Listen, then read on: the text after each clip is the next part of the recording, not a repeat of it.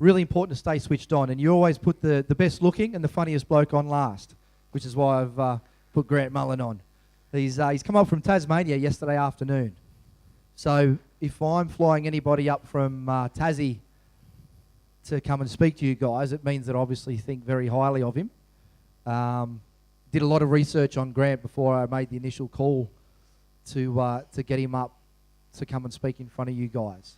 He's a pretty smart character, and I thought, well, this guy's got a lot of love to give, and he's got a lot of knowledge to give as well. He's got a lot of history, so that's why I thought I wanted to get him up here. Grant Mullen is an author, speaker, coach, and trainer who is busy running his national consultancy from Hobart. Grant has a pedigree in sales and marketing that started long before he was employed for the skills in persuasion and communication. A master NLP practitioner, and has most recently been working with some of Australia's top businesses, including Club Links, Step Into Life Fitness, and the Australian Institute of Conveyancing. Grant's focus is on 3 areas of business, which is systemization, scalability, and sales. So not too dissimilar to what we focus on. More importantly, though, Grant is a husband, father, and he's passionate about his other babies, his motorbikes. Wake up, get ready to take a bunch of notes, and buckle up tight, and welcome Grant Mullen. Thanks, Steve. Thanks, guys. Thank you. You can save your applause and chuck money. Hey, what a bunch of content. So you guys have learned a bunch today. I've been talking to a few people during the break, and they've been saying their brains are really full. Who else has got a really full brain at the moment? So just do that. Empty it out. I love engaging with people when I'm presenting. I don't like being one of those guys that just comes up and vomits a whole heap of information at you and doesn't expect to hear responses back. So I listen out for things like yes. So everyone say yes. Great, cool. So get practiced on saying that. If I ask a question, 9 times out of 10 it's not rhetorical. So shout answers at me. Is that okay? Good. So we practiced the first yes and you used it the second time. So you guys are switched on. That's really, really good. And the last thing is, if you got questions, for goodness sake, ask it, because if you've got it, I bet you bottom dollar someone else in the room is asking the same question as well. So is that okay? Great. 3 yeses. Awesome. So it's called a yes frame. So when we're in sales and marketing, we do what's called a yes frame. If you don't take notes today, by the way, as well, you're going to remember less than 1% of everything that I have to say. That's a fact. So take lots and lots of notes. If you don't have enough paper, write back on the blank pages from where you didn't take notes before, because I've been watching you all from the back of the room today. So I'm going to be talking today about Freemium. I'll let you know a little bit about who I am, what I do. I'll just up, but I won't bore you with the whole, because you didn't come here to get my resume. But I'll just tell you a few little things. I used to be a ladies' hairdresser, and that's where I learned a whole bunch about how to talk to people. So somebody said before, hey, I really like your hair. It was you. Thanks, that's why. It used to be heavily coloured, and now it's heavily grey, but we can't help bad luck. Moved to Tasmania. Some of you might go, why on earth would you live in Tasmania? My belief is that Tasmania should be shut down and used for storage for the rest of Australia. At least that's what I used to think before I moved down there. Well, I moved to Tassie 13 years ago on a 12-month contract. So it was kind of the longest 12 months that I ever spent there. You guys will relate to this. I used to be the sales, marketing, and distribution for L'Oreal Professional. So you guys are hairdressers, right? Hair and beauty, yep. So I used to do that. And so I moved from Melbourne. Anyone here from Melbourne today at all? No, just me, because I'm from a place called Frankston. You guys know Frankston? It's where bogans are manufactured. These are not tattoos, they're birthmarks. So I moved from Frankston to Tasmania, but I moved via Paris. So I was living in Paris for a little while. So I went straight from Paris, straight to the Paris end of Goodwood, which is a little, it's like Mount Druitt. So it's kind of like anyway, I don't know if Mount Druitt's still like it used to be, but anyway, that's like what it was. So culture shock, it was huge. And I moved to Tasmania. I'm telling you this story for a reason, because I need to let you know what happened. Moved to Tasmania, and I said this. I went, hi, I was a wanker before I got here. I'm a wanker now, and I'll be a wanker when I leave. Because my belief was that I was going to come into Tasmania with all of this worldly knowledge, and I was going to vomit all this stuff onto people and say, here's how you can change, and here's how you can get a better business, and here's what you backward people need to do, because I've got all the knowledge, and you need to just shut up and listen. Guess how that worked out? Not terribly well. So I had a baptism of fire. we had $300,000 worth of existing business when I first got there. And after 6 months, this is where you're going to think, I'm going to say, wow, there was a huge number, but it wasn't. There was $140,000 worth of business after 6 months. So I was really in trouble. And I had the managing director of L'Oreal breathing down my neck. His name's Ludovic Delazeri, and he'd ring me up and go, Grant, what is going on in Tasmania? You know, everyone is leaving. What is going on? So I was full of blame and excuse and denial. And well, it's not my fault. It's the economy, and it's everything else that's going. It's the weather, and I'd blamed everything from bad aftershave through to the shirt I was wearing, and it was just pretty devastating. Anyway, I learned some stuff along the way, and a lot of the stuff that I learned there I'm going to teach to you guys today. I'm going to show you how I turned it from that $140,000 disaster into $1.4 million in 12 months, and how we kept it there with 45% growth every year on year in a negative 6% market. Right, we did that for 6 years. Then I shut that down and I started my consultancy. My consultancy suffered the same problems because I'm a slow learner. Suffered the same problems, and I forgot to apply my own rules. After I applied my own rules, I've taken my own consultancy to we're all over the place. We're in every state and territory in Australia, and we've just broken the New Zealand market. We've got clients in the UK and the US now, which is pretty cool. All that from Hobart, where everybody says in Hobart that it can't be done. I don't know what it's like here in the Gong, but in Hobart, everyone's really negative. Do you guys come across negative people often? Yes, I'm not the only freak in the room. You don't come across any negative people. We need to talk later. I'll introduce you to some of my Facebook friends. But the problem is the change that we need to generate, it's generational change. And here's what I want to tell you, is that if there's a problem in your business, then it starts and finishes with you. And that problem is only going to be solved from one thing and one thing only. Do you know what it is? Sorry? If you change it, but it's before that. It's going to be changed by one thing and one thing only.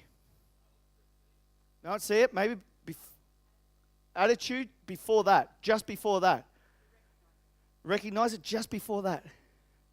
Just before that. It's your thoughts. It's your thoughts. My friend Max Walker, you know the cricketer?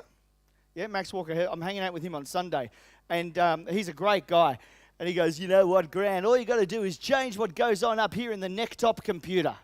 Righty, so whatever's going on up here in the neck-top computer, if right now your neck-top computer's too full of all the stuff that you've learned throughout the day, if it's too full, if you're thinking about what you've got to go back to in your businesses and you're thinking about what text messages you're going to have on your phone or anything like that, that means you can't be present. And if you can't be present with me right now, then do something right now to change it, because what I've got to show you right now, I'm hoping, is going to help you guys to flip your businesses and turn it around so that you don't have to work as hard as you're working right now, so that you can take all of the things that you've learned from Science Simon today and amplify that and multiply that. Because I don't want to just add value to your businesses today. I want to multiply what you've got in your business. I want to take everything that you already know, because every single one of you here is an entrepreneur and an incredible business owner. Yes or yes? Yes. Great. And you've already learned some great stuff today. Yes or yes? Great. So I want to multiply that for you today. Is that okay? Cool. 3 yeses. If anyone hasn't written down yet, get 3 yeses from people. Write that down. Create yes frames in your business. So, who's got everyone's got a smartphone, right? You know apps? Yeah? Most of the apps that you can get nowadays are pretty well free. Free to about $3. And I don't know about you, but if you're paying more than $3 for an app, you're going to look at it and go, do I really, really, really want it? But if it's free, it's a no-brainer to download, right? But then what happens when you download that free app? Tell me what happens. In-app purchases, righty? So, but what they're doing is really, really smart. So I want you to think about your business today. Think about certain portions of it. Think about certain parts of it, components of it. Start to break your business apart in your mind. Personal trainers, you're going to love this. This is easy to do. Anyone's got restaurants, easy to do. Shout out another business at me. Mortgage broking, easy to do. Flippin' easy to do. I want someone to throw me a curly one. Who thinks that HR consultancy? Yes, absolutely easy. Let me tell you, HR consultancy, right? So if you're going to do like a free app sort of thing for business, what's the biggest problem that the people you consult to have got in their businesses? People, right? So you can do a thing. There's a little thing called psychogeometrics, which is a little personality profiling tool. Takes 5 minutes, based on disc profiling, right? You know about psychogeometrics. You can teach that in a one-page document, and that becomes a freemium. So freemium, to tell you what this is really about, you guys can probably guess by the word, is to take your premium offer and give it away for free. Who does that right now? Let's see, show of hands. 1, 2. No, a definite, not 50%, like, yeah, I give away my best stuff for free. All right, cool. So we've got some work to do. Yeah, because what I want you to be walking away with, I don't want to just show you why this is important. I don't want to just show you how people relate to it. I'm going to teach you a little bit about the psychology of why people buy today and what they're motivated by and what their strategies are. Because first and foremost, I'm a human behavioral specialist. That's what I'm most qualified in. I want to teach you a little bit about the behind the scenes and how it all works. But more than anything, I want you to create one today. So in your workbooks here, that was a nice little, in your workbooks here, you got this page here. We're going to fill that out by the end of today. But this one here, just cram it with notes. Write down absolutely anything that you think of that's of value to you that I say, because hopefully there's going to be lots of it. So, what else have we got here? Alrighty. Simon talked about the law of reciprocity before. It's one of my favorite things. So there's a book called Influence. Write that one down. It's called Influence. And it's by a guy called Dr. Robert Cialdini. I'll spell it for you. It's Cialdini. Dr. Robert Cialdini. And in his book, he talks about a whole bunch of different ways to influence and persuade. But one of them is the law of reciprocity. And what it says is that when you give something away to somebody for free, then the inherent value of that psychologically, they feel like they owe you up to 8 times that value back. Up to 8 times that value back. So think about, my voice is going squeaky today because I'm going through puberty, right? So think about in the 80s and maybe early 90s. I don't know if anyone's that old in the room. I wouldn't think you are. But in America especially, and at Sydney Airport and a few of the bigger airports, the Hare Krishnas used to give out flowers. Yeah? You guys know what I'm talking about? Right, good. So I'm speaking the same language in a room with people that speak English. And they would go up to people and say, here's a flower. Now, what's a flower worth? Nothing, but it's got what Simon talked about before, perceived added value, PAV, which is perceived added value, right? So people would take the flower and then they'd walk around the corner, and what would they be hijacked by? A whole bunch of dudes in orange with the drums and all that sort of stuff going, hey, how about some money? Right? So I've given you something, and I'm going to, round the corner, ask you for something. So one of the things I'm going to teach you down the track, and you can write it down now if you want. My friend Taki taught me this. It's bank into people 4 times and then withdraw once. So you need to be able to give and give and give and give. And I'm going to show you how to give. And I'm going to show you what it all means today. So we're going to be talking about these 4 different levels today. I'm going to break it all down. I'll probably do a diagram. Probably ask some people for some stuff. But I'm going to take you through how to do the free stuff, how to take them to the next level, which is access. Then take them to you can take the clients to the affordable part, which is, by the way, your normal level. Like, that's just by the time they get to here, this is just like wherever you are now. Like, tell me something someone sells. Yell it out and I'll give you a free Tasmania snow globe. Go. Sorry, magazines. Right, hang on. I did promise a free Tasmania snow globe.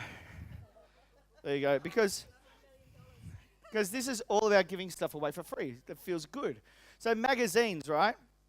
What sort of magazine? Motoring. Sorry? So you have a news agency, is that right? No. We do motoring magazines. Sweet. Yeah. Did you do motorbike magazines? I used to do lots of them. Yeah.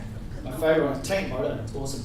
So, what's the biggest problem that people have got with choosing a magazine? Choice. So many. There's so many, right? So there's a super abundance of it. So you could show them really easily how they could break it down to find the best magazine that's for them. Then you could maybe like get them to pay $1 for access to a different website, which has got a whole heap of things that they've chosen. And then by the time they've chosen the right one that's for them, then they've got this. And over here, invest is where they invest back in you. That's where they start to tell other people about how awesome and amazing you are. Once you've got the community set up. Because community, don't you know, that's why we're all here today. Community is the most important. That's the most vital part of any business. Once we get people into a community, when they're invested in us, then, our marketing is like 40 to 50% taken care of. Do you know that? Yeah? So we've got this community of people. This is the way I love the way my business works. My friend David's here today. David's a client of mine. He came into my business because somebody else told him to. I didn't know David before that. Someone else told him to, and he came into my business. I love the way that works, but that's only because we started off with some free stuff. So I was going to show you this. This one, that's me there in 1982. Right, I'm the guy. It was my 10th birthday party, and I'm hoeing into some cocktail frankfurts there.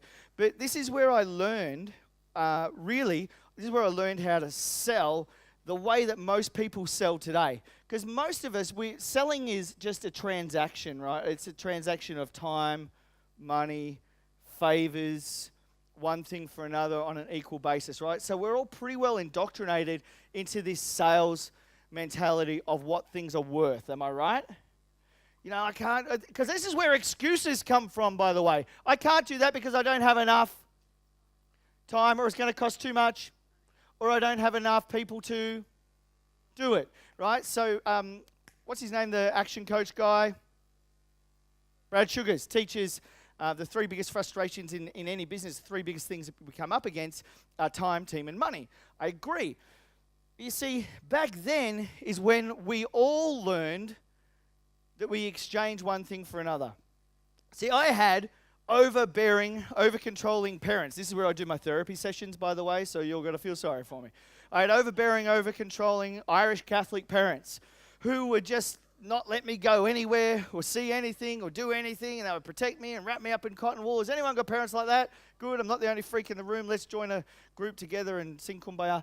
So back then, I wanted to have this 10th birthday party, and I wanted Catherine Suddy and Haley, I can't remember, her name's Haley Garrett now, I can't remember what her maiden name was. I wanted Catherine, I wanted girls at my birthday party, right? Because look at me. I was pretty cool. And so I had to do a whole heap of wheeling and dealing with Mum. I had to cut some deals. I had to, manipulate my dad against my mum. I had to push them one way and do things another. And then, generationally, as I grew up and I went into business, my first job was in a restaurant, and then I worked for Just Jeans for years, then I became a hairdresser, and I did a whole bunch of other stuff in between.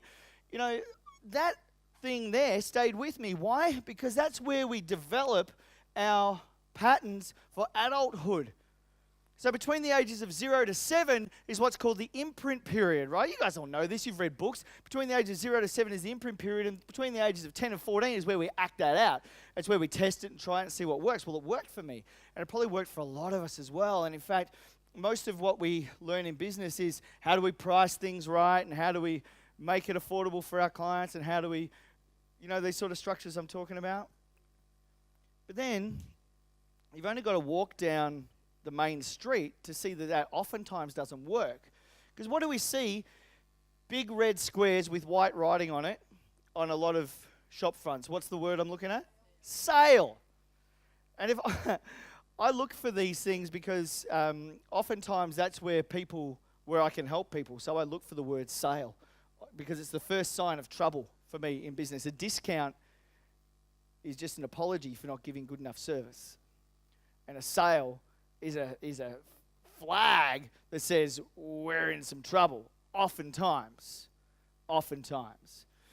So this sale mentality, what comes after that? It's almost like giving away stuff for free after that, isn't it? But we don't start business that way. We start business with all of the best intentions. We start business off saying, hey, I'm going to change the world. I've got this kick-ass business idea. Mum, Dad, listen to what I'm going to do. You tell all your best friends and everyone buys in and says, man, you're going to make it. I'm so jealous of you. You're going to be fantastic. And you've got all these ideas of freedom and driving around in the shiny red Ferrari. Or is that just me? No, you guys have got, right. So when we start off in business, but then can anyone relate? Sometimes things get hard. Yeah, and sometimes things get tough, right? Has anyone been at the stage where you've got into sale mode and you've had to, no one yet, good, and I hope you never ever do, but you've seen it happen, right? And then 3 months later, just about, that business is going to be gone, right? So you can look at that going, wow, there's a good spot for a pop-up shop for me. But why don't we just flip that? Instead of waiting until times are hard to give away your best stuff for free, why don't we just do it at the very, very beginning? Does anyone ever go to their local supermarket, like Woolworths or Coles or anything like that? You know, on a Saturday, sometimes how you can walk in and you go,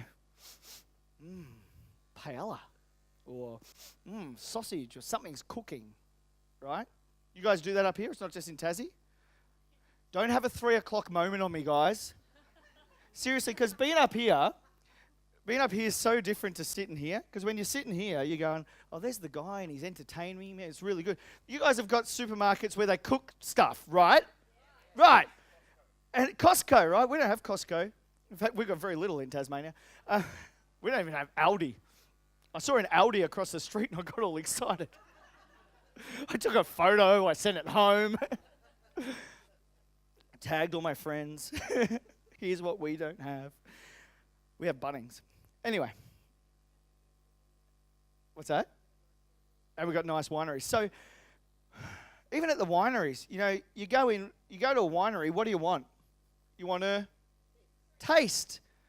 Would you buy a $100 bottle of wine without tasting it? No. Yet, oftentimes, I only saw 3 hands up before when I said who gives away free stuff, their best stuff for free. That's what they're doing. Try it, like it, buy it. Because most people's buying strategies is try it, like it, buy it. Sometimes people's buying strategies are a bit like mine, which is see it, buy it, or see it, like it, go home, talk to my wife about it, justify it. Like, I just bought a new motorcycle. It's a W800. It's a black edition. There's only 500 of these things made. It's killer. I saw it. I put a deposit on it straight away. I went home and said to my wife, I think I might sell my other motorbike. She's like, why? But you love it. I'm like, yeah, you're right. Maybe I'll keep it.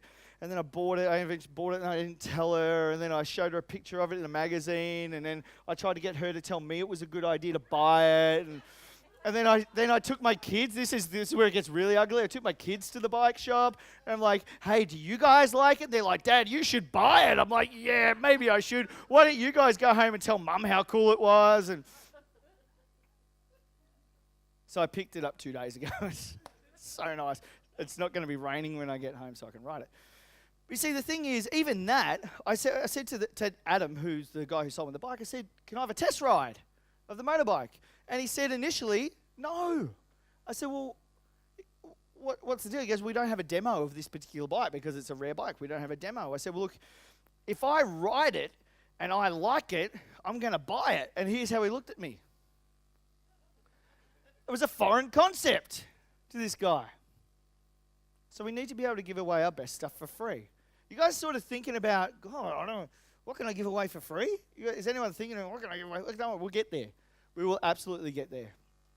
Here's what I want to talk to you, and a lot of us talk about the same sort of things. I'm going to go a little bit deeper into abundance and desperation. And I'm going to talk about now why people buy, why we don't sell the right way, and how these problems occur. I just want to get a little bit into the psychology of it, because I don't want to just come here and say, oh, you guys should give away your best stuff for free. Thank you very much. I was a wanker before I got here. I'm a wanker now. I'll be a wanker when I leave. I don't want that to happen. I want you to understand that this works. I want to show you that through this strategy, there's a fitness franchise that I work with that Steve mentioned before called Step Into Life Fitness. You guys know Step Into Life? I don't know if you do or not. You do? Cool. So, they came to me with the same sort of, with a sales problem. And I said, well, what are we giving away for free? And we looked through all their stuff, and now they give away lesson plans for free, right? So you can, if you're interested, if you go into their funnel and you inquire, you get lesson plans and all that sort of stuff. But before that, they would have been like this. You can't have my stuff. You can't have my stuff because it's so closely guarded. But you know what? Write this down. You can't sell a secret. If you've got something good, you should be standing on the tallest part of the tallest building and go, come and get this. It's amazing. It's incredible. Let me show you exactly What's inside my business if you spend $1 or more with me? You should be able to show people right inside of it. Do you know if you give away, I give away every single last piece of content that I teach in my high-level programs for free. Ooh, 10,000 steps. I give away, everyone else got a Fitbit, they're the best. I give away every single last piece of content. I give it away in my newsletters. I give it away in my free program. I give it away in my 8-week free program. I give it away in every single part of the business. And then when the clients get into it, they get, what do they get at the end as the prize? Me, I'm the prize at the end. You're the prize at the end. You've got to write that down. Write down, I am the prize at the end. In fact, turn to the person next to you and say, you are the prize at the end. Now turn to the other person who is your second choice and say, you are the prize at the end. Will's over here talking to himself. Will, why don't you join some people at a table, man? Someone tell Will, come over here. Right, everyone loves you. Will's awesome, by the way. I spoke to him. I came in here this morning. I was the sweaty guy in the high-vis, and I went for a run this morning, and Will was the person out the front. And I've gone, g'day, mate. How you going? I'm Grant. I thought Will was part of Steve's team because it's my first time I met Steve. And Will told me a little bit about his business. If you haven't heard about his business yet, nail him at the end because he is absolutely incredible. One of the smartest guys I've ever met in my life. I'm insanely jealous. Anyway, yeah, everybody get him in a corner and talk to him. So, abundance and desperation, you can guess they're polar opposites of each other. Abundance is where you say, I have everything that you want and you just don't know it yet. Abundance is where I teach the rule, be you, get paid. Be you, get paid. Because you know what? It's really, really, really tempting to be a carbon copy of something that you're not.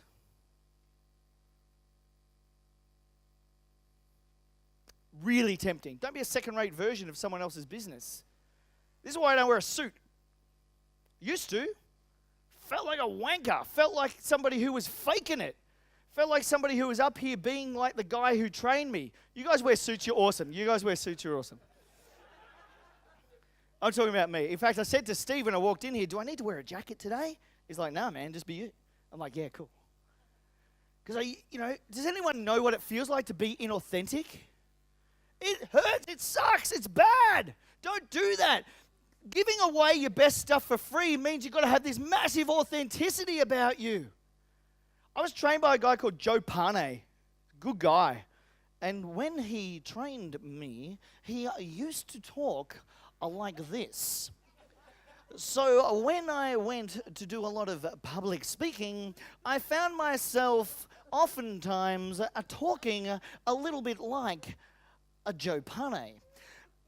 And it took me years and years. It took a friend of mine to smack me and he goes, dude, why are you impersonating Joe Pane when you speak? You don't talk like that. Because I was in desperation, because I was thinking the only way that people would love me is if I talk like somebody that I had evidence that somebody already loved. And we model ourselves on businesses oftentimes that are in desperation and not abundance. If you're going to model yourself on something, you've got to model yourself on a business that's in total abundance. And businesses that are in total abundance are giving away their best stuff for free, like an app. I'm not saying go ahead now and develop an app. No. That would be crazy for most of you. Don't do that. But think of your business and go, righto, what's something that I could give? And in this template that I've got here, it says, and you can just start to take notes. I want to sell blah. Now, I don't mind what it is. For me, I want to sell coaching, right? Simple. I've got two rules in my business for me. Turn up, coach. That's it. I want to sell coaching. And I want to sell it too. And we're going to talk about avatars, and we're going to talk about all that in a minute. And we're going to talk about what their biggest problem is, and we're going to talk about how you solve it. And by the end of this, I want you guys to use that template and develop something and give it away to your list, because I heard you guys talking about databases before with Sai. And that means that once you go into your database and into Entreport and into whatever you're using, I use ActiveCampaign, it's killer. Once you go into that, you can go out in complete abundance and start to give away your best stuff for free. Is this useful? Cool. Let me tell you a little bit about why they buy. I have got a peppermint tea here. Let me have a sip of this. delicious. Desperation, by the way, if you want to quote me on anything, you can quote me on this. Desperation is ugly. Desperation is ugly. It's the darkness. You've got to shine light into the darkness. Abundance is light. Desperation is ugly. Desperation steals, kills, and destroys, but the light shines abundantly. And when you shine the light into an area where everybody can see it and nothing is hidden, then you feel really good. You feel really light, and people start to look at your business, and people start to be drawn in, and they become magnetized towards what you have, which is pretty cool. You guys wouldn't want that, would you? Oh, yeah, one or two of you, Mark. What do I listen out for? It's like being in Hobart. Do you know the biggest problem in Hobart is a thing called she'll be right? She'll be right, cobber in Tassie. If ever you go to Tassie, she'll be right, cobber. Or cock, they say cock a lot. I nearly got in my first fist fight as an adult because of that. Someone said, how's it going, cock? And we didn't use that term. We didn't use that term unless it was followed by the word head in Melbourne. So, I'm going to talk to you about pleasure and pain. What are we motivated by? Pleasure or pain? No.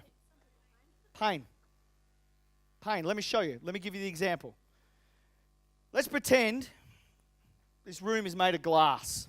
Everyone with me? It's made of glass.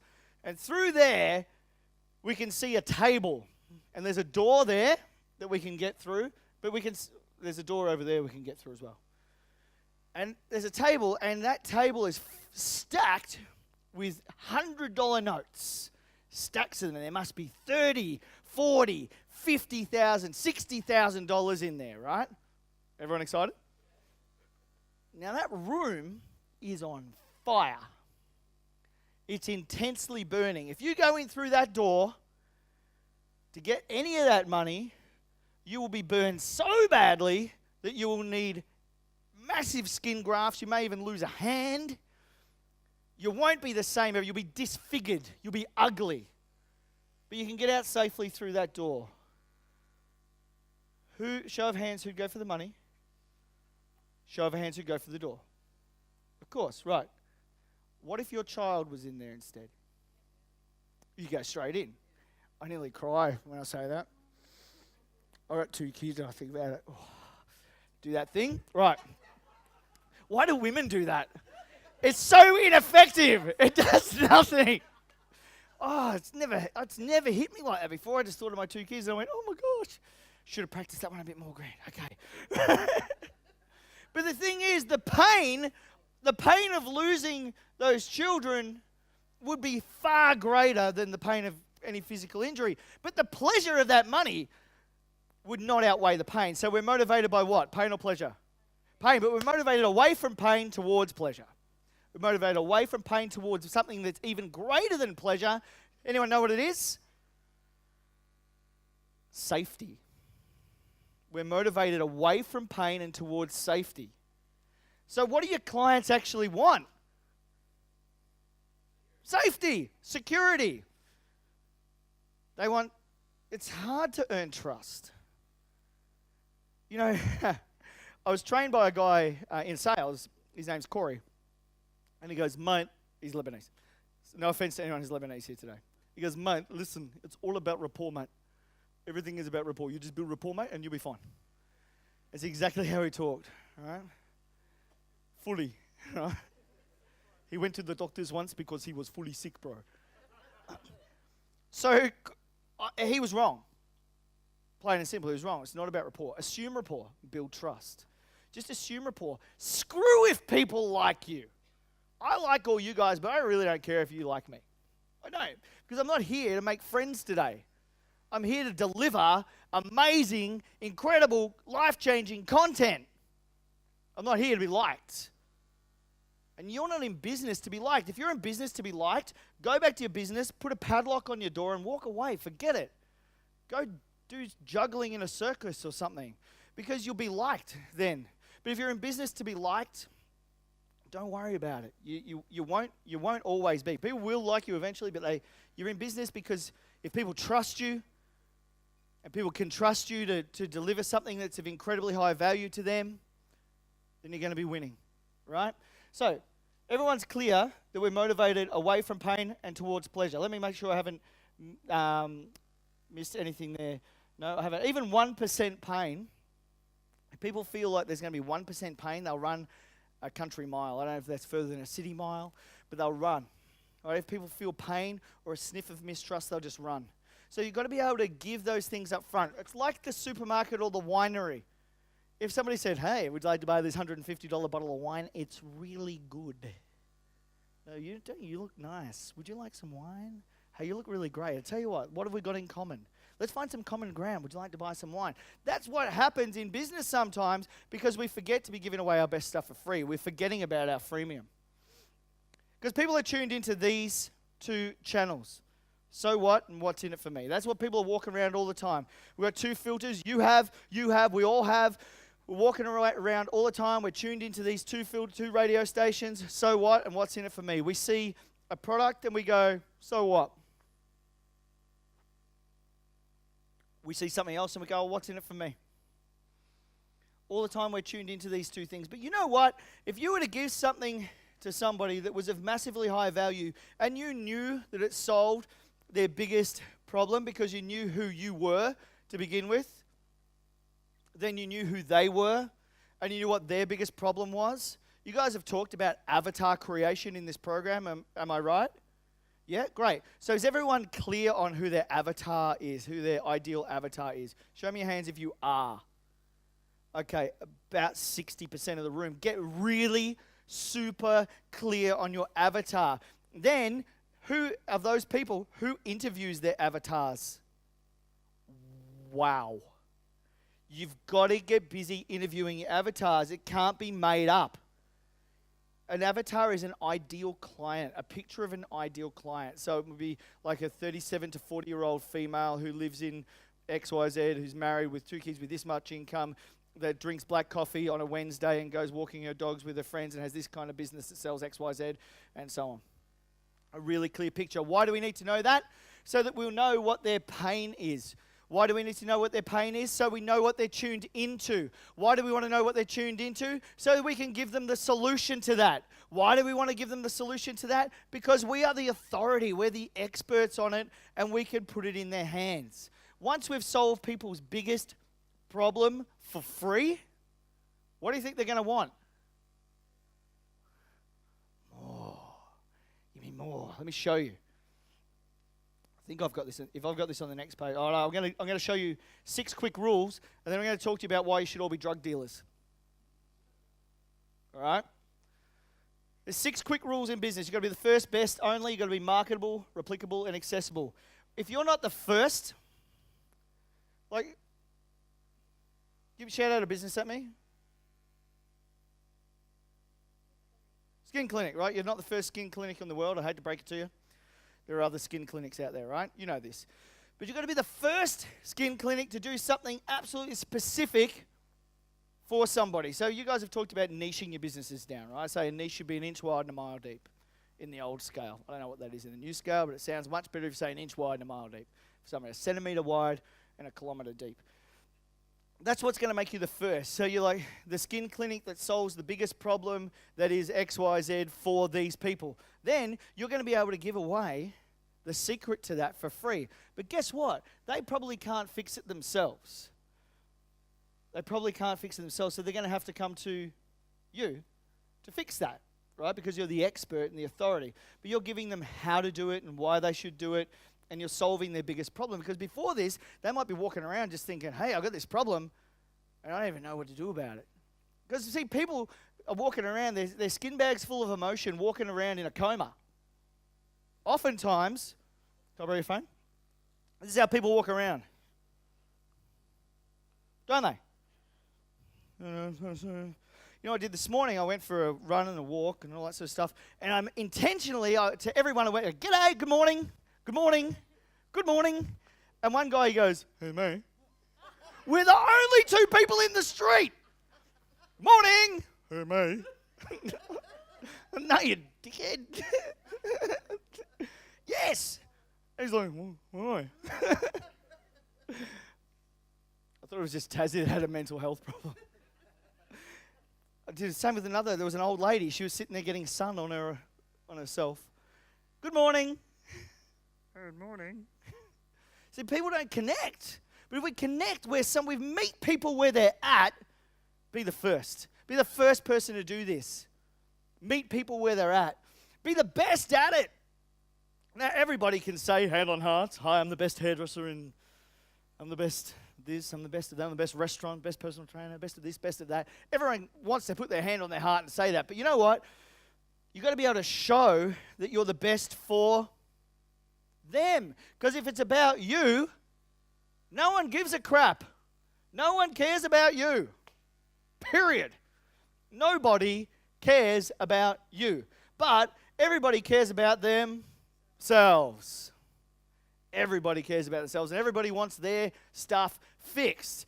Imagine what it's like. Imagine all the marketing headaches you can solve. Imagine all the time and money and investment in advertising that you can put back into other things if you just created something for your ideal client that you could give to them that's going to solve their biggest problem for free.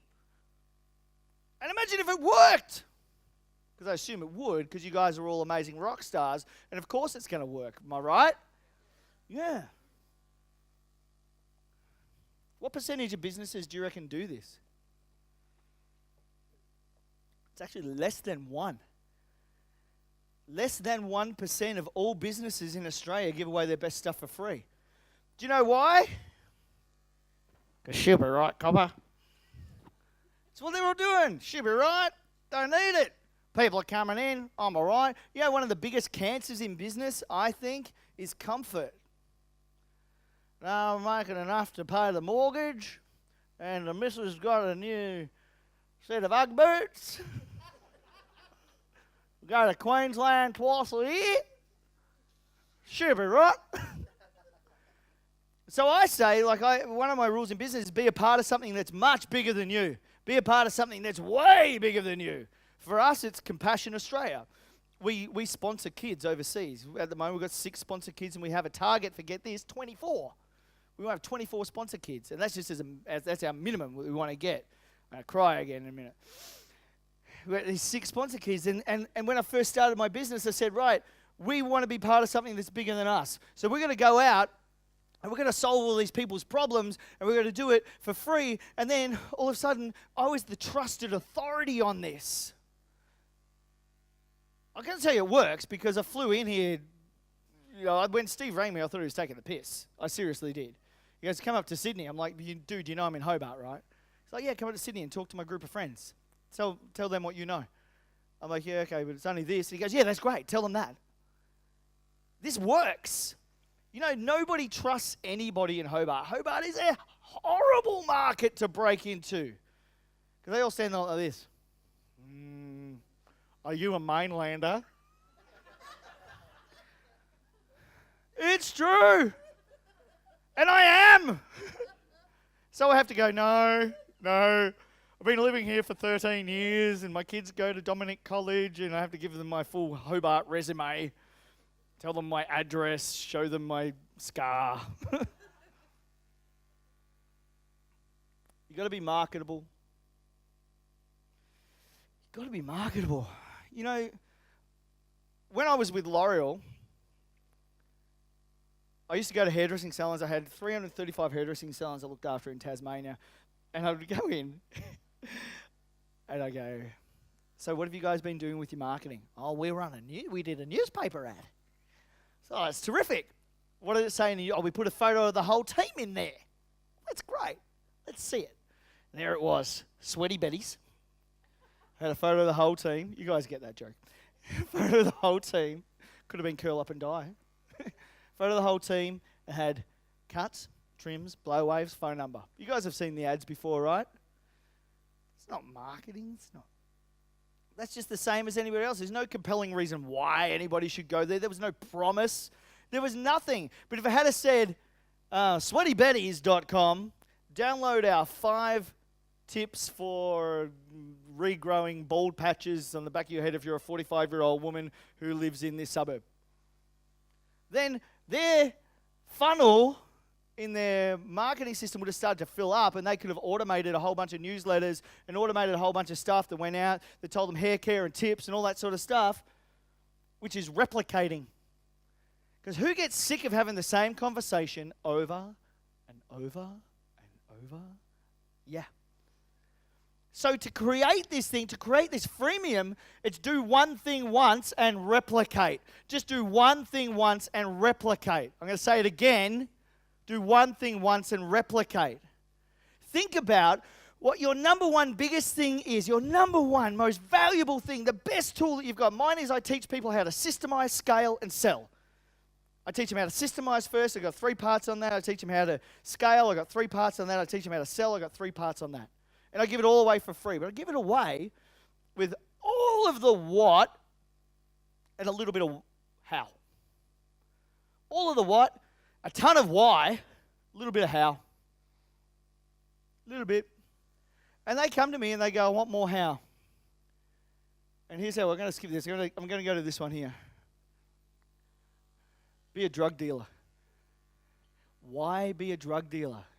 Drugs are bad, okay? Nobody should do drugs. If anyone here is doing drugs, don't do drugs. Drugs are bad. I'm not saying do drugs, but be like a drug dealer. Where do drug dealers hang out? Where? Schools? Where? Albuquerque? Oh, Breaking Bad. I don't watch TV, so I'm sorry. Albuquerque. Reminds me of Bugs Bunny. Poor suburbs. Mount Druitt. Alleyways, clubs. Why? Yeah, it is, but it's more than that. It's where the pain is carried by the people. So rule number 1 is go to where your clients are at. If you're one of these businesses ever, and I trust you're not, if you're ever one of these businesses that comes in every morning and goes, well, I'm off to work, away we go, I'm opening up the door, I'm putting around the open and close sign, I'm going to put the kettle on, put the money in the cash register, and wait. That's if you're a retail business. It might be an online business. You might be looking, you put up a Facebook post and you, oh, got a like, oh, someone shared it, oh. You got to go to where they're at, right? So this is why it's so important. Drug dealers have got it right. They know exactly who their clients are, and they go to where they're at. I despise them, but they have a good model. So they go to where they're at, and they find some person who's hurting, and they say to that person that's hurting, hey, you hurting? Just play with me. You hurting? Yeah. Want to stop hurting? Yeah. Want a little bit of drugs? Sure. And they give him, you just accepted drugs. They give him a little bit of drugs for free. And it fixes their biggest problem. So they go away and they do whatever people do with drugs. I don't know. I've never done them.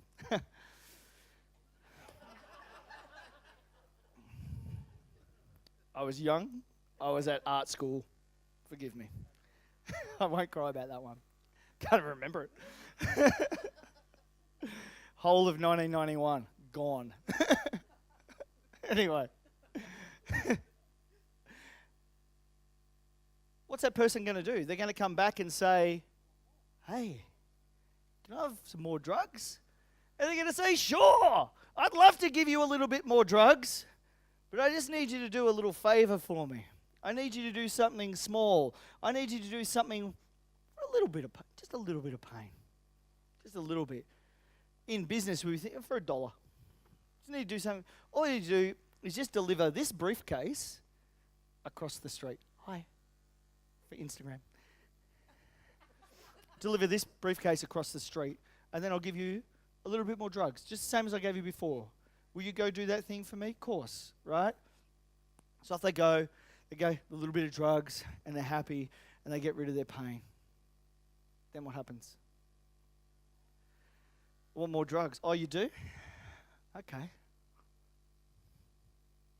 It's going to cost you.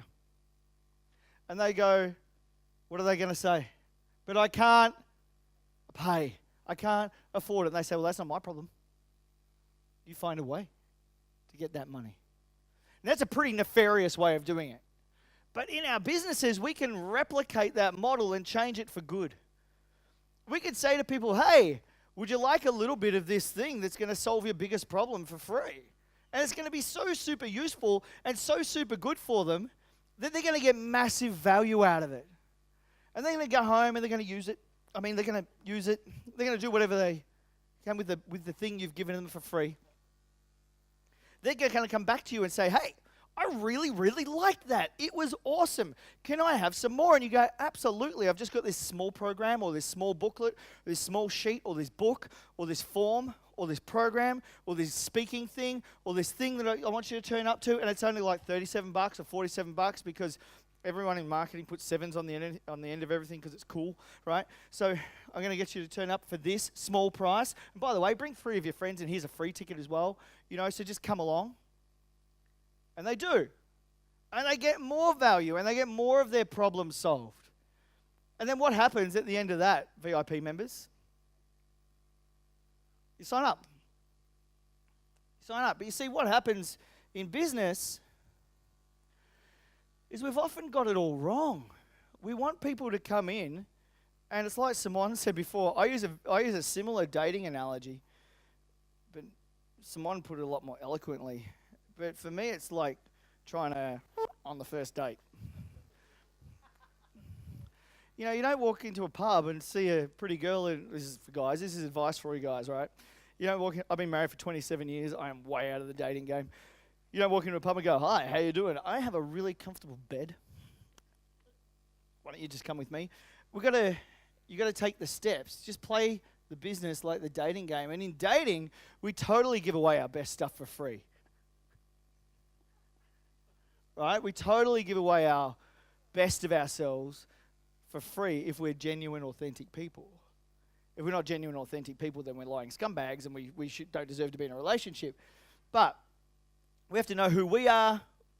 We go out and we find the person that we want and we give away something for free. Is this useful so far? You guys all still with me? I'm not losing anyone? Cool. Here's why. I'm going to draw it up. I'm wearing really, really, really, really tight jeans. And sometimes it's a little tricky getting up and down.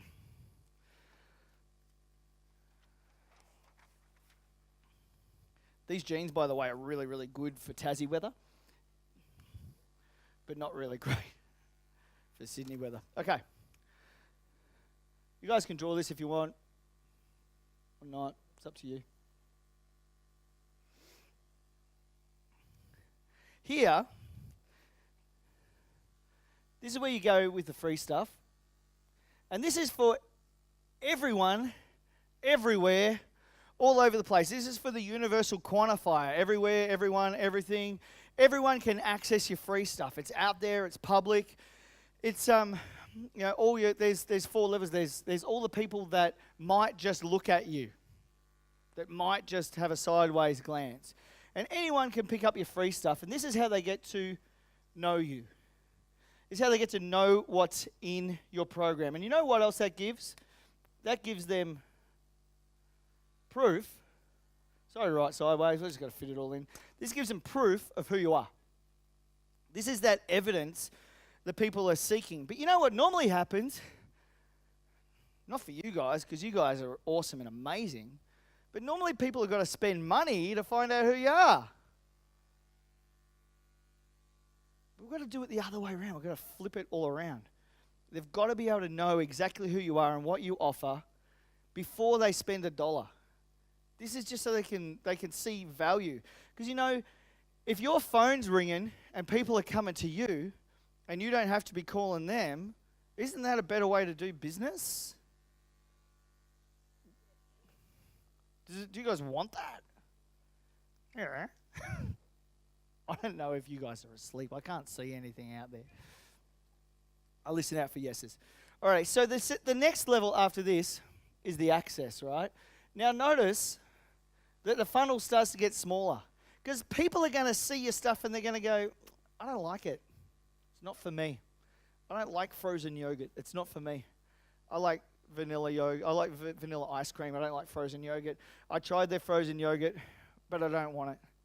It's okay for people to say no. No is like one of the best words that you can ever hear in business.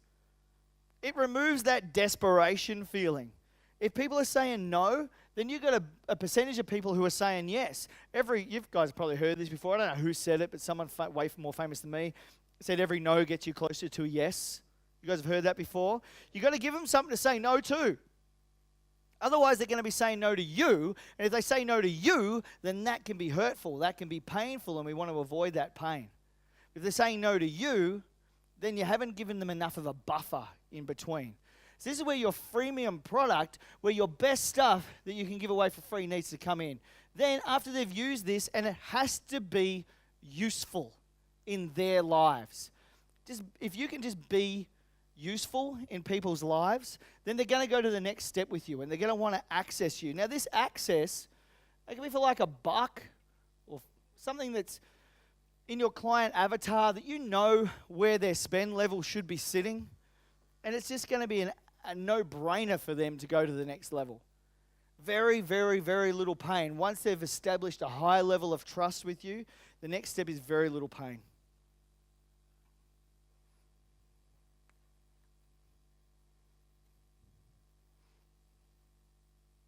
This one here is where most businesses have most of their products positioned right now. This is the mainstream of products. This is where most things are sitting. But most people start there. This is where you're like, what's a haircut cost? $55, right? So your access point would be like a $5 access point. So here's how it would work for a hairdressing salon, I would think. You would say, here's my freemium. My freemium is, there's 3 distinct different kinds of scalps. Let's identify which one's yours and how to get the best out of it.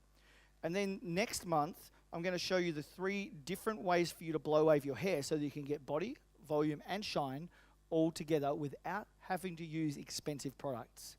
Right? Even though you want to sell products and product sales are important. And then the next month you would say, here are the 3 things that you need to know to keep your hair looking great so that you only need to style it twice a week. Yep. And they start to use this and they're using it and it's great and they're getting good results. And then the next step is you say, what we'd like to do is we'd like to bring you into the salon. And we're just going to do, we're going to teach you how to blow wave your hair, and it's going to be in a workshop evening. It's like $5. It's just $5 blow wave workshop. You've just done it. Sweet, because that's so cool. And you might be wanting to sell some GHDs or something like that, right? So you do a GHD workshop, you get your GHD rep in, and they come and they do the thing. It's like $5. Or if you bring a friend, it's free. Exactly. But if you don't bring a friend, it's $5. And by the way, we're going to give you a cup of tea, some cake, which is about the value of, or greater than the value of your $5 anyway, so they're getting mind-blowing value. Then they're going to come into you and they're going to buy some GHDs, they're going to buy some shampoo, conditioner, mousse, book in, become a client for life, have a colour, cut. No one perms anymore, but thank God. But you know, they're going to do all of those things just because of the freemium, which was of high value to them. Is anyone stuck on what their freemium could be? What sort of... Tight jeans. What's your business? Oh, nanny agency. Come on, this is absolutely awesome, right? So, this is the best thing ever. How to tell who the right nanny is. So you, in your free end of your funnel, which is absolutely everybody everywhere, all parents everywhere, you go, from time to time, you're going to want to go out and enjoy your life, and you just don't know who to trust. So we're going to show you the 10 things that you need to know about choosing the right nanny. And guess what they're all going to be? They're all going to be what you guys are and what you guys do, so that you're the only ones that will fit into that category.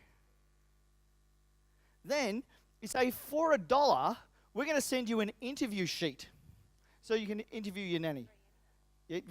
or you can give that out as your free line as well, or whatever your next level is, right? So you can even if that's your free level now, you can flip that tomorrow. You guys are the decision makers because it's all in your Necktop computer, right? So for $1, we're going to give you access to our interview sheet. That's our in-house interview sheet that we use to choose our staff. We're going to give you access to our biggest secrets for $1, and they have the sheet, and they interview 100 people that don't fit the criteria because 3 of the criteria are only what you guys do. So when eventually they're so frustrated, they're going to pick up the phone and go, "Can you help us? We can't find anyone." Freemium. Not on Facebook. By the way, with Facebook, while I think of it, I wrote a note before. If you've got hundreds and hundreds of Facebook likes and you think that's cool and you're not turning them into clients, then your Facebook likes and shares and everything, they're not worth very much. You can have a snow globe. There you go. Thanks for playing. Who else has was that useful, by the way? Yeah, cool. Who else has got one that they're stuck on their freemium, not knowing what to give away for free? The camera. Yep. Graphic designer. What sort of things do you like to design? Annual reports.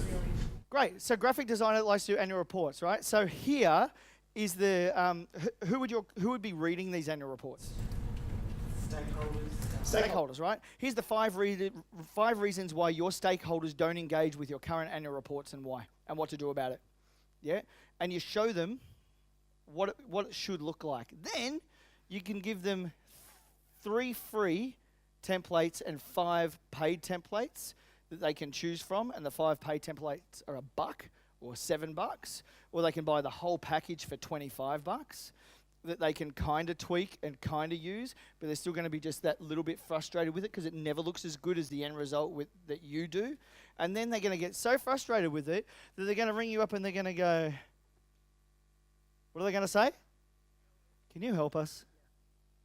Can you help us? Because that's so much better when people ring you up and say, can you help us, than if you're ringing people up and saying, can you help me? Can you feed my family? Can you put money on my table, right?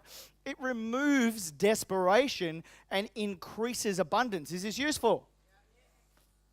Who else got one? Let's do one more. Cool. What's your business? Paintball. I was thinking about you before. That's ace, right? Because we just had paintball legalized in Tasmania, which is killer. I love it. We should talk because there's so much bush and so many places. It's just ace. I want to do a thing called the corporate commandos and do like corporate... Anyway, I'm digressing. So I get excited. So paintball's killer. What do people want to do in paintball? They want to shoot people. Come on, absolutely. They want to shoot people. What do they want to do at the end? They want to look at the scorecard and say, I have won. I've won. I've killed everybody. I'm the winner, and everyone else can suck eggs, right? So you give what's the best gun to use? We already have the best gun. Yeah, just tell me what it is. Semi-automatic. Semi-automatic, right? So and the best way to use them is. Shoot them, hold them. Yeah, so you hold it a certain way. Yeah. Right, what's the best way that I can, every single time, hit my target? Shoot multiple. Great, so you give people, you're going to be able to, it could be a video, it could be an instructional sheet, it could be a step-by-step guide with 5 panels in it. Here's how you can win at paintball absolutely every single time. Right, but there's got to be something in that that's only available through you. Right, so you've got to use these guns this way at our facilities, which are set up and designed exactly for, and you know what? If you follow these steps, you're going to win every single time. And then the next level up is you can bring everybody in to practice what's on that sheet for like $1 to $12.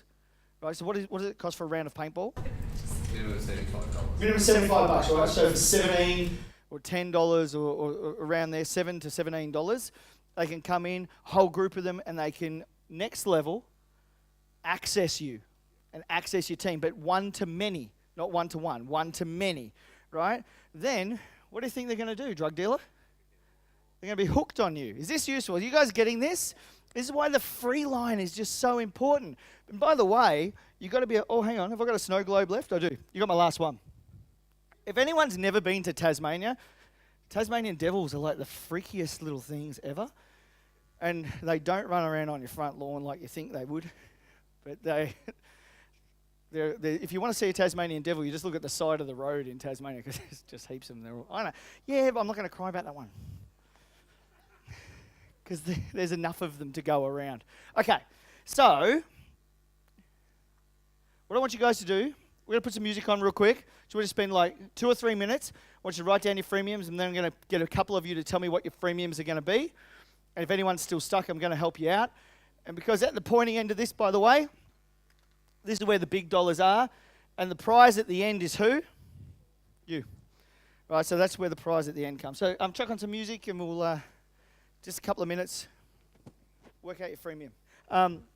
Because what I want to do just now is I'm going to show you how to convert, guys. I'm going to give you the sales conversion formula for this, and I'm going to show you exactly how to do the conversion conversation after they come to you. So this is all well and good, but when they come to you and they go, "Hi, I want your help," and you go, "But," and that's no good, right? We're not turning that into dollars. So does everyone want to turn this into dollars right now? Cool. So from the 4 or 5 conversations that I had just here, always start with what their biggest problem is, because everyone I spoke to just then, they said, yeah, oh, this is the kind of client that I said, cool, what's their biggest problem? That's just a question you ask yourself. What's their biggest problem? How can I solve it? And each and every single one of us, we came up with a solution right on the spot. So we had my friend here is a travel agent, Sharon. She's a travel agent. She said, all these people coming from. I said, what's their biggest problem? And the biggest problem was they were overwhelmed with choice. There was too much choice. All right, so I said, okay, what we're going to do is we're going to get some, what did we say we're going to do? We're going to get before the webinars, we're going to get people, we're going to show them some trusted local knowledge. We're going to show them some trusted local testimony. And then after that, we're going to invite people by category to webinars where we can have a discussion and build community and get more evidence. And once that's happened, she's a trusted authority. We had the paintball conversation, which was absolutely cool. I loved that one. Teach him how to win paintball, right? But the thing is, whatever you're showing them, it's got to have in it what you do that's unique to you. Why did I talk to you at the very beginning about be you, get paid? It wasn't because I like to hear my gums flap. It's because you've got to know who you are. Right. So let's talk about the conversion conversation, and then I'm going to finish up. And I've lost my clicker, and I don't know where it is. Is there a clicker on? Oh, no, it's up here. Oh, those jeans. Seriously, Grant, you got to rethink your wardrobe, dude. Okay. Best question you can ask in sales. You don't ask it like this. But the best question has the theme of what do you want? This can only be asked if they've already experienced all of your stuff. So it goes like this. Hey, something's happened that prompted this call today. You're calling me for a reason. What's going on? And they're going to say, well, I've been getting all your stuff, and it's really, really good. I love it. And I've watched all your videos, and I've been to your webinar twice, and I've listened to the recording, and I love it. And as Simone said before, people hang around and they interact with you. She said 8 times, I think it was. My data says it's 64 times people see you, 64 times before they decide to come to you. I don't know what's true. I don't know what the number is, but let's just say it's more than once. Let's say it's somewhere between 3 and 70. But if you're not giving them something to interact with, they're not going to be coming to you. Then you go, okay, so you've come to me today. I'm just kind of curious, why have you chosen me? You guys have got to be writing this down because this is absolute gold. If you guys want this, I'll send it to Steve. I'll send him a script. But if you can write really fast, that's even better because you can start working on it tonight when people call you. Imagine you make money tonight. I want you guys, I'm going to be here tomorrow morning. I want you to tell me how many sales you made between now and tomorrow morning. Ha! When you've had some wines after dinner, call me up and I wanted to try this script. No, don't do that. So you go, something prompted this phone call today. Thank you so much for calling me. I'm kind of curious. Why me? Why me? Why is now a good time for this? And why is this something you're looking for? Guess what happens? They start talking and they go, here's why I want you. Here's why I think you're good. Here's why I think you're amazing. What sort of sales will you have to be doing if they're saying all of that? Roy Orbison, big O, nothing, nada, zip, zilch.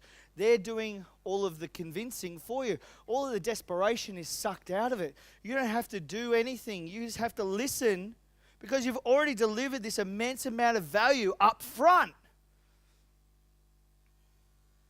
Then you say in the middle bit, you go, okay, cool, so you got these big problems still. What have you tried that hasn't worked? What have you tried in the past that hasn't worked? And then you take an absolute bunch of notes. Heaps and heaps and heaps and heaps of notes. And the best, my favorite line is, okay, great, what else? What else? What else? It came from when I did a Cert 4 in life coaching many, many years ago. So just rub some lavender into your ears, that sort of life coaching. Everything will be okay. Align your chakras. Finally get to laugh. Okay, what have you tried in the past that hasn't worked? And you make a list. Why? Because this is all your evidence. This is all your evidence here in this bit. So when they say to you at the end, I don't have time, and I don't have the team, and I don't have the money, you go, okay, cool. So are you prepared to continue with all of this stuff that hasn't worked? In here, you're going to gather evidence because people are unconscious in their own lives. This is why I said to you in the beginning, make sure you're present. Make sure you're here. Make sure you're not thinking about all the stuff that you've got to do later and all the stuff you had to do earlier and all of that sort of stuff. Because if you're not present, then you can't do this. You have to be so utterly present because they won't be. You have to be the one that's present in the room. That's why I don't drink anymore. It's true. Then you go back to what they want. You make sure it all matches. You make sure it's a match. You make sure it's a fit. You make sure everything that you have, everything they have is a problem, everything they're carrying around, you make sure it's a fit. If it's not a fit, do the right thing and refer them on. Just refer them on to someone else who can help them. You guys all know a bunch of people who can help. If they're really yucky, refer them to your least favorite competitor. That's what I do. It's great. I've got a least favorite competitor in Hobart. They've got a business which is called something blah, blah, blah. And I go, nah, you need to ring Mick. I'm not your guy. Because they're like the kind of people I don't want to hang out with. I only want to hang out with people that are going to give me joy in my life. That's it. I'm too old and cranky to hang out with people that give me the pip. The last question is just the best. When do you want to start? You know, when I get to this phone call, I love it. I love it when my phone rings and it says, and there's a person at the other end who I don't really know. But through my process and through my giving away all my best stuff for free, bringing them into a smaller thing, bring them into the next thing, bring them into the next thing, and they give me a call and they, Grant, I've watched your videos, I've been to your webinar, I love your stuff. In fact, I've watched everything that you've done, and I've been following you for 6 months. Sometimes it feels a little creepy. I've been following you for 6 months, and I haven't liked anything, but they've been sitting in the background, and have seen things 65 times over. And they go, and I've implemented, and I got some really, really cool results. I want in. Then all I've got to do is get the credit card details and plug them into the program. That's it. Easy. Easy. Way easier than the way I used to be doing it, which was going out trying to scramble for people to come into my high-level programs, and they haven't even experienced one thing yet. Has this been cool? You guys had fun? You learned some stuff? Nice. 3 yeses. Anyone want to ask me any questions? If it's about my hair, I'm not going to answer it. Yes, it's blow waved. I use Uppercut Deluxe pomade. Anyone got any questions? Give me a cool question. It's got to be something. Otherwise, I've just covered everything really well and I'm awesome and I'll go home with a massive head. Go ahead. How do you find a digital product, like a digital free offer, compared to a physical free offer? How do I find a digital free offer compared to a physical free offer? Can you give me an example, please? Ebook versus printed small form book. Cool. So like I have books. I have an ebook and a small form book. It just depends on the modality. Right? It depends on where you are. So if my clients are online, I can't hand them a free book. But if they're at a function or something like that, I can have a free book. So I treat the free book as like a business card. I don't have or make business cards. In fact, if anyone wants a card from me today, I've got a deck of playing cards and a Sharpie. right? I just write down my hashtag and you can go into my system because I don't want people calling me if they haven't gone through the thing, right? So there's room for both.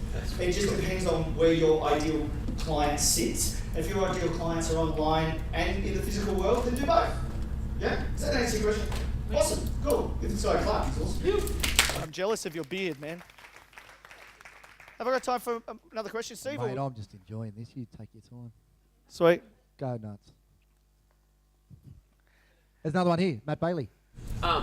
Just a quick question around like when you're solving their biggest problem. Yep. I've been playing with solving a problem they didn't know they had. Yep. What do you think is more effective? So you mind, like you're mind reading a problem? Is that with respect? Like you're saying, oh yeah, I know my industry really well and I've heard enough evidence and... It's an actual problem. Like, so I deal with like mechanical stuff, and I guess I'm like a fairly unique supplier of a certain range of products. Yep. I'm really fortunate that for the stuff I supply for, there's really no information available. So these guys are kind of flying by the seat of their pants. Yep. So I kind of go, hey, have you heard about X? And they're like, holy shit, what the hell is he even talking about? Yep. And I'm like, right, this is what you need. What does your product solve? What's the problem your product solves? In the basic sense, it's like how the engine runs really shit, and we fix that at a reasonable cost. Okay, so it's to do with it's 100 injectors, right? So yeah, we're not very creative, huh? Diesel diagnostic support. So you offer diagnostic support for diesel injected motors. Would that be fair to say? Bang. Right, cool. So that's a no-brainer. I used to have a diesel car, and from time to time would run rough, and I wouldn't know why. It was a Ford. Probably that's why I ran rough. So if am I your client or is it service mechanics? We're mainly targeting mechanics now. So 80% mechanics, 20%. Yeah. Yeah, 80-20, or is it? This business is purely mechanics. So just mechanics, right? Yeah. So what's the problem that they have that you solve? They don't know how to do the work, or they're not confident enough to do the work. Okay, but they don't know that, or are they telling you that? No, they do know that. They do know that, and do they know that because they're telling you that? No. In this case, they're not aware of a situation which could lead to a problem for their customer. Okay, dude, pick up the phone, talk to a whole bunch of them, Yeah. and ask them a whole bunch of questions that lead them into giving you evidence for this problem. Yeah. So you need to interview your avatar. I've got a really cool script. Yeah. With Steve's permission, I'll pass it on to Steve, and I'll give you guys the script for how to interview your avatars, and it is killer. Yeah. Would that be cool? Yeah. And then you can interview like between 5 and 50. Yeah. So you get a clear picture on who your avatar is, and common problems will start to pop up. Then solve those problems in your marketing, in your freemium. Then you're going to send out, say, 80% of the people that we interviewed have said that this is a problem. And what we know is that, and this is why we created 1-800 injectors, because we solve this problem. And we just want to give you some information on what to listen out for and look for, so that your clients won't be pissed off with you. Yeah. Yeah? Cool. Give this guy a clap. He's awesome. Yeah. You know that song, 'Cause I only feel high if I want to go. You look like the dude that sings that. I've been thinking it all day. I don't know what his name is. Anyway, does anyone else have a thing? Anyone else stuck? Anyone else got a good question? Or no? Cool. You guys are awesome. Thanks so much for listening. Awesome. Big round of applause for Grant Mullen, guys. Wow, man, that was awesome. I feel really bad that I put you in that little car now. It's I all got right. Grant a little higher car. I should have got you the medium-sized one. It's all right. You're worth it. I upgraded. It was so good. Mate, Stella, another round of applause for Grant Mullen. That was so good. I told you we put the funny, good-looking guys at the end.